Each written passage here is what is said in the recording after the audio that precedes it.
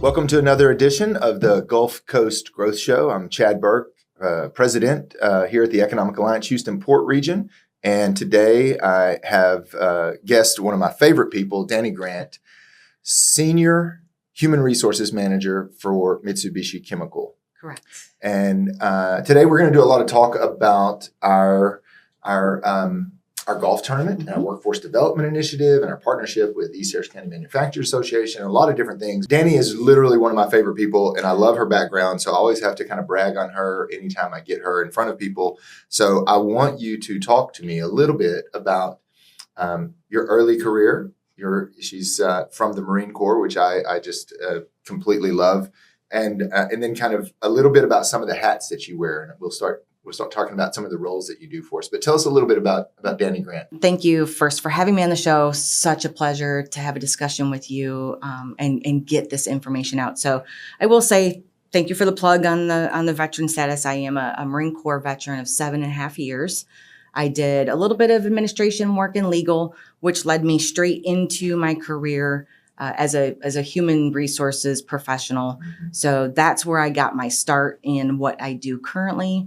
And I think one of my passions, of course, has always been volunteering and workforce development. Clearly, you're a volunteer person. So right. With all the things that you do. Always keeping in mind that I know where my paycheck comes from, and but I'm grateful that Mitsubishi allows me the time to do what's important for everyone in our industry. Very good. So a little bit about the volunteering. Yeah. So you've got, so I know, let's start with Houston Ship Channel HR Group. Sure. Right? So the Ship Channel HR Group has been around, of course, much longer than I have. So 20 plus years. We're an informal group of HR professionals specifically in the Ship Channel area. So there are about 70 or so companies involved with their HR professionals where we can shoot questions back and forth.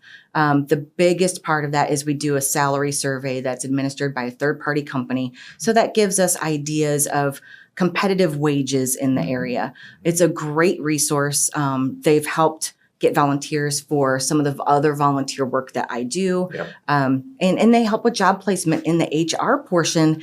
And also in the past, I've worked with you and some people, we could send HR resumes for positions for people that we know that are looking. Yeah, I just love that. I mean, we have a great culture of working together in this region, mm-hmm. and in a group like the Ship Channel HR Group, which I have kind of this access to because of you and our relationship, but to be able to take someone's resume and say, "Hey, Dani, show this to your folks. This person might be valuable to one of your companies," and then you'd be able to send it out. Those are just small things that kind of go on behind the scenes that I just really enjoy.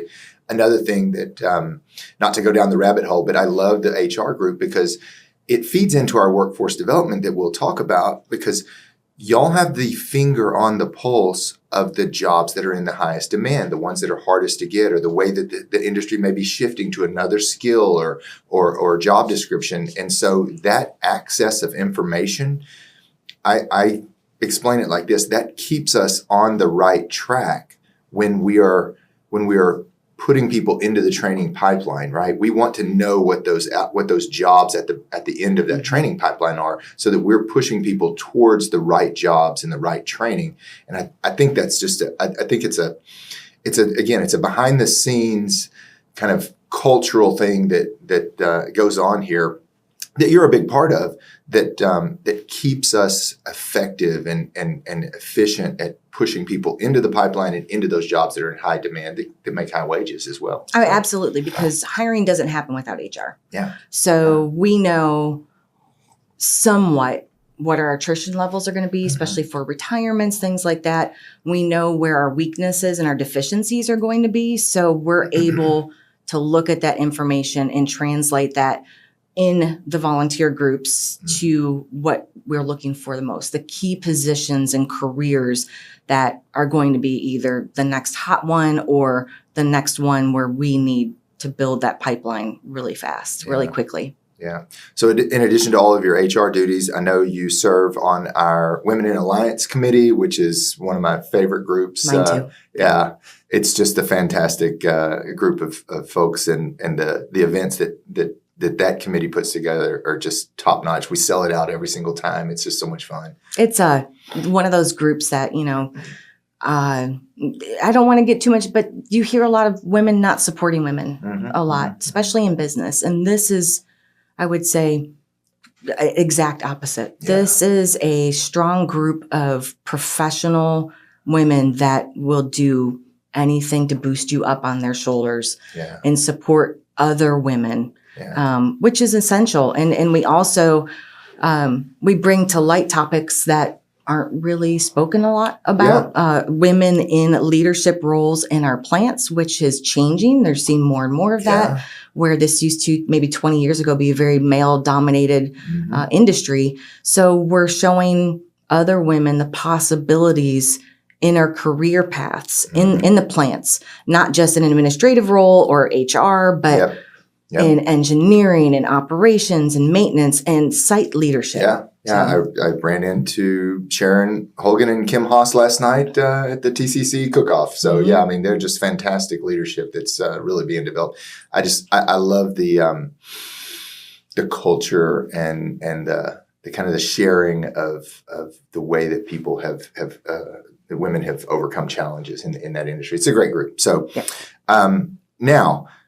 You also, one of the main reasons we're here today, you also serve as president of our Dream It, Do It Southeast Texas Foundation, which is the Economic Alliance's workforce development vehicle, if you will, that we're using to try and bring people into this industry. So, and I know you're in your first year, but I think you're the perfect fit to lead us in that effort. So, give us quick. Early reports on things that you're doing with Dream and Do It Southeast Texas. Well, right now, of course, the biggest one is our October 24th golf tournament. So that's been a lot. But I want to go back just a little to even though I've not been in the role long, I felt like I was kind of prepared because when I was with ECMA doing workforce development, I was at the very first golf tournament we did. And back then we had the golf tournaments and we ourselves would go into the classroom of the 6th, 7th, 8th graders, the high school students, and talk to students about career opportunities in our industry. So when you pitched this to me with Stacy retiring and leaving the area as moving into the president of Dream It, Do It Southeast Texas, I kind of felt like it was a fit because that was one of my favorite things was getting in front of these kids and telling them, you have a plant in your backyard of your school and you don't know what they do there. We're here to tell you what they do and how you can have a successful career in those industries. Milby High School was one of the biggest one years ago when 3/4 of the students had no idea what the chemical plants in their backyard were doing and had no idea that they had opportunities to be able to go into careers in that plant or any other plant in our area. High paying careers.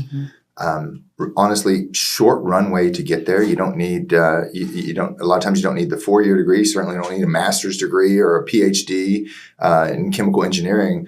You can get a 2-year associate's degree as a P-Tech or an instrument tech or all those different types of skills and crafts and get right in there very quickly. No or very little student debt, Absolutely. Right? I mean, the access, the combination of the high demand, high wage, and easy access.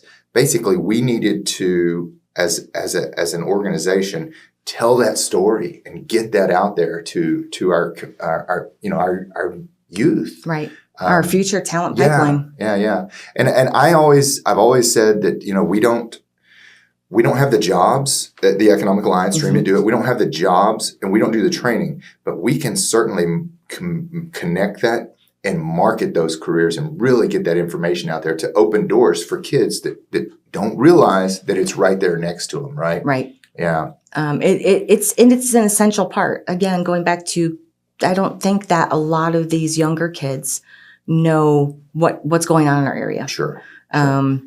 And it's not a lack of mom and dad not talking to them. It's we've built on a 4-year college career has been the like picture of success. And that's not necessarily true now. Like you said, we're going to community colleges for $5,000-$6,000, getting an associate's degree, starting off I think the starting salary, I asked Jim Griffin that the other day. I think the starting salary is in the mid 70s right now, coming out of San Jacinto College. I mean, it with just a process depends tech on, degree. right, depends With on what contractor, owner, wherever. Right, what company, but yes, I mean, and for literally between $5,000 and $6,000 for a college degree, where they have friends going to 4 years that could have close to 100,000, and they're getting out maybe 50, 60,000 a year. So it's an eye opener when you explain these things to them that they had no clue. Yeah. So I think that's a very noble thing to do. It's a very good thing to do for us, for them, our communities, and our industry, right? Absolutely. I mean, it's a win all the way around. Right, because if we deliver don't that have message. that future talent pipeline, we're not making the products. We're not making the products. We're losing capital investment to other parts of the country or other countries that have the workforce ready, trained, and cost effective. So it's a big part of our economic development puzzle. So you threw a little snippet out there about how you were involved in the very first golf tournament, right? Yes. So let's go back to the beginnings and let's talk about kind of the ECMA golf tournament as it was originally, and then so why have a golf tournament? What are we raising money for? So the very first one was in 2014 with ECMA. It's been that long. 11 years. Yeah, 11 years, and it was at Eagle Point. Out in Mont Belvieu. And we had a small showing, but a decent showing. And it came about with the ECMA Workforce Development Group, where we were trying to work with the colleges to create these future career paths and talent pools. And we knew that we could get together owner companies and service and contract companies to raise money to provide scholarships for these students. And it started off with a very small list of different skilled trades, P-Tech and maybe 3 or 4 maintenance ones. And it's grown. That has grown over the years to include other things that we'll discuss. But it was an experience. It was fun. And then we kind of realized what we could do with this. So over the last 10 golf tournaments, it's grown each year. Now, of course, during COVID, we had some lulls, but those are starting to come back. We have adjusted our sponsorship levels so that we can include more companies in this event, because it's essential for those contract companies and service companies. They get a chance at this golf tournament to talk to the owner companies, maybe a company they've never been able to access before. So they have that option and that interaction that they can do. So it's a twofold. It raises money for scholarships, and it performs this duty of these introductions between the two types of companies. Yeah, I think the model is spot on. I mean, if there's one thing that industrial contractors and service providers want to do is play around a golf and get some private time with site managers and maintenance managers and all the folks from the owner companies, right? That creates a very unique networking opportunity for our companies that service and support the owner companies. So again, so you're helping them out. You're also providing great contacts for our owners to their contractors, and at the same time, we're using that dynamic to raise money for scholarships for students to get into our industry. So, I mean, it's kind of circle of life, win, win, win, right? Yeah, because we all have the same workforce, the owners and the contractors and the service companies. We're all looking for maintenance people, and they can work at both. So yes, why not get those groups together to help develop this so that we both can create those talent pipelines. And I'll kind of skip to a different topic, but one of the things that I love, we'll talk about the colleges here in a second, but at the tournament, there will be college students who are in the career paths. And if they're sharp, they've got their business cards ready, they've got their resumes ready, and they're meeting all of these folks as they come through each different hole. Love to see that. Yeah, we're really trying to build on that too. So last year we introduced a few of the students. They had posters. This year we have suggested that all of the schools do that for their students, and we'll have their posters up on easels throughout the tournament. And what's special about these students is these are the students that are already receiving the scholarship. So the owners and the service companies and the contractors can see where their money is going. And it opens these students up to potential opportunities for employment when they're done, because they're meeting with both of these groups of companies. So it's great. I love the business cards. The first year I saw that, I was like, oh, every one of these students should be doing that. Yeah. Okay, so let's talk a little bit about the colleges. What colleges are involved? Sure. Yeah. So we have our originals. Mm-hmm. The very first tournament, we had 2. We had San Jacinto Community College in Lee. Yep. And that has grown now. Mm-hmm. So we have now incorporated Houston Community College, Mm-hmm. Galveston College, Mm-hmm. Alvin College, and let me make sure I have everybody. I don't want to. Oh, CMEF also, which is the Construction and Maintenance Education Foundation. Yep. So we do give them portions of the proceeds so they can build their education program also. And I believe that's it. So we've gone from 2 colleges to 5 or 6 different colleges and associations that we now donate these proceeds to. Yeah. Very good. Very good. So a little over a decade now, 11, like going on 11 years. How much money has been raised for scholarships through this tournament? Do you know? Over total? $2 million. Wow. Over $2 million. That's fantastic. So if you look at the scholarship amounts and their degree amounts, how much there's such a great return on investment there. I mean, no doubt. These scholarships can pay for around or up to about half of what the student is going to pay for a 2-year degree. Yeah. So you think about that $2 million and just throwing some round numbers, say it's even $6,000 to get your P-Tech degree. And so at $3,000 a pop, we have put a lot of kids in and through school and out into the industry, at least helped them with this tournament. So. I do want to, there's one part about that too, that we do a little for the colleges. We give them kind of, I hate to say slush fund, but we give them like an emergency fund. So a lot of it goes towards the scholarships, but then they have this emergency fund. So some of the stories we've heard over the years, when we had the tax day flooding and those things, there was a student who was not a child. He was a young adult, early 20s. His car flooded. It was simply Lee College getting with us and saying, hey, this happened. Can we use some of this money to help him repair his car so he can come to school every day? Absolutely. So we realize the scholarships are very important, but there are life events that we want the schools to be able to help their students with also. Yeah. I just love that common sense approach to helping people get it. I mean, we the goal is to get them through and get them trained, right? So let's do everything we can. I love that. So tangential question on the training and the students that are going through. Put your HR hat on and talk to us a little bit. Like list off the maybe top 5 careers that we're looking for from our incoming workforce. So just kind of title of the this comes through mostly the Ship Channel group, because when we meet, we talk about what roles we are looking for, and overall instrumentation and electrician. And someone that has that combination. So it's in the industry, it's an I&E technician. I would say after that, probably process technology, because even though there are a lot of them, you see all of the new facilities that are going up in our area. So they are soaking up that talent very quickly. Also, if you look on the maritime side, because we do some maritime scholarships, you need to look at those. I can't remember exactly which career that we do.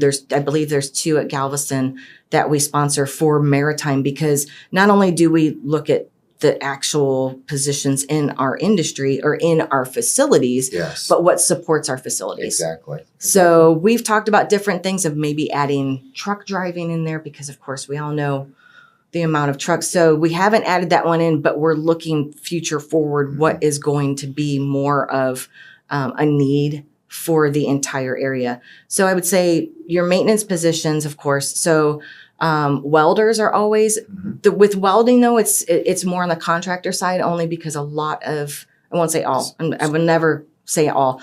A lot of the contractors are going to hire the welders to come into our facilities where construction projects, exactly, small cap, building, large cap, right. Yeah. And there aren't a lot that I know of that are actually employees of the facility, but they're working in there. And they're working them hard. And there aren't, I would say it's a little more difficult. You go to school, but then you have to have certifications and you have to have training. So that is one thing I want to stress too, is for some of these careers, I don't want someone to go into it expecting to get right out and go straight to the top. Yeah, yeah. You know, you That's have to like do anything else. right. You have to do your apprenticeships and you have to learn the on-the-job training and move up. But there is that potential. But it's always going to be maintenance is going to be our big ones. I'm looking to get into the welding field. I went to Harbor Freight the other day and bought a little TIG welder for about $150 and fixed my lawnmower with it. So I think I'm certified now. It could be a second career. There you go. I'm There you going go. to start over. Yeah. And my staff will give me a hard time because I tell that story all the time because I was like, okay, I love welding now. So, Well, maybe we need to have someone come on and test your welding skills. maybe not. Okay. And I do like the thought of incorporating kind of into that maritime, because we recently had a great discussion with David Ellis of Packwell, right? They take the products that we make, process them, palletize them, truck them, and then take them right to the port. And then we're shipping them out of the port, right? So that whole continuous value chain of what we make here and how we move it, it's part of us being successful and competitive. Absolutely. So, Logistics is a huge one too. Logistics. I mean, in our plants, in the trucking companies, everywhere in this area. I mean, logistics. everybody's got a truck rack or a dock or something at their Right. facility, right? Right. So, yeah, excellent. Okay, all right. So, who sponsors and why? Who are our sponsors? We talked a little bit about it, but we can talk some of that, and then why should somebody come and sponsor and be part of this just fantastic golf tournament fundraiser? Well, I want to give a quick plug. So I am going to read because That's fine. We have enough sponsors right now that I don't want to miss anyone. I love it. I do have them broken down into our owner companies. So we have Chevron Phillips Chemical Company, Pemex, TPC Group, LCY Elastomers, ExxonMobil, Mitsubishi, and we hope to add more. So that's just the owner side. And then our service providers and contractors, we have big plug and shout out to Coastal Ice and Water, Yep. MTX Technologies, Turner Industries, Cajun Industries LLC, Summit Electrical Supply, Underground Storage LLC, MMR Group, Bartlett General Contractors, Houston Area Health and Safety Council, HASC, EOG Resources, Craig Height Inc., and Great Western Valve. And then a little outside of that, San Jacinto has sponsored a team to play at our tournament, and the Pasadena Economic Development Corporation has sponsored also. Excellent. So that's our list right now. Why do I think companies should sponsor? Again, I think it goes back to we have to look at the number one goal is to build that talent pipeline. The more that we can give to the schools to support that pipeline, both industry and contractors, again, because we're going after the same talent pools. If we don't help there, then we're going to risk these students going into other career paths that are outside of our realm and outside of this economic bubble that we have in this area. So, and then the second part of that is the opportunity it provides those two companies to connect. The connections that someone from a service company may have been trying to call a plant for 2 years and never been able to talk to anyone there. And they just happenstance to be on the same golf course for an afternoon. Yeah. And nothing like developing a relationship to be able to do business with somebody. You know, if you know somebody, you trust them, you like them, there's a good chance you're going to be able to do business with them, right? At least when the opportunity presents itself. So yeah, you've got that fantastic networking, and then obviously the talent pipeline that we're trying to fill by supporting students in colleges that train to our industry. The date. Did we mention the date? We did not. It is October 24th. Registration starts at 7:30 a.m. and it's at Wildcat Golf Course. So we've had it there for the last 5 or 6 years, I believe. And amazing facility. Fun course, great time of the year. Normally we catch a reasonably cool day. Knock on wood, but it's a great time, and the food that is at each of the holes is unbelievable. So don't eat before you come. Absolutely. No, we actually have a breakfast sponsor, so we'll be providing breakfast. Yeah. I've eaten the breakfast Right. and then I've eaten at each of the At a holes. lot of the holes, right? And then we come back for a lunch. Yes, so yes. if you go hungry, there's Oh my something gosh. wrong with you. Yeah, So it's fantastic. So I mean, we do have a raffle for some Yeah. amazing prizes. I've never won, but I think I won 3 years ago. I won a drone and I gave it to one of my adult children as a Christmas gift. It was Nice, perfect. But nice. some of the things you'll see there's Mitsubishi. We donate a fishing trip every year. There are drones, electronics. There are probably 25 different prizes that you can win. Lots of good stuff. And you do not have to be there to win. So if you're interested, just fill out your ticket, buy your ticket, fill out your raffle ticket. And we will call you. Yeah. So October 24th, Wildcat. We got plenty of time to get your sponsorship in. So yeah, let's all support this. I think it's fantastic for our industry. It keeps us competitive, refills the pipeline, and helps networking as well. So. And let's do a little bit on just let you know we also have the executive session again this year. Yeah. So this is more of an intimate 15-minute direct meeting between a lot of the owner companies and the service and contractors. Yeah. So they can sign up for that and they'll get a 15-minute spot to sit down at the table with the decision makers of these companies. I mean, that's like gold, right? Absolutely. Absolutely is. So that's just one of the benefits of this tournament also. Fantastic. All right. Well, Dani, anything else we need to cover? Does that kind of get us where we need to go? I think it does. Good. I'm really excited. I hope to see more registrations come through the site. If you have any questions, feel free to reach out to me directly. Well, and I know that here at the Economic Alliance, we are marketing that on a weekly basis, and we'll kind of ramp that up here over the next month as we get closer and closer. But join us on October 24th and help us support all of these scholarships and careers into our industry. Let's build that talent pipeline. There you go. Yeah. All right, that'll do it for this episode of the Gulf Coast Growth Show. Again, thank you to my good friend Dani Grant, and we'll see y'all next time. Thank you. Mm-hmm.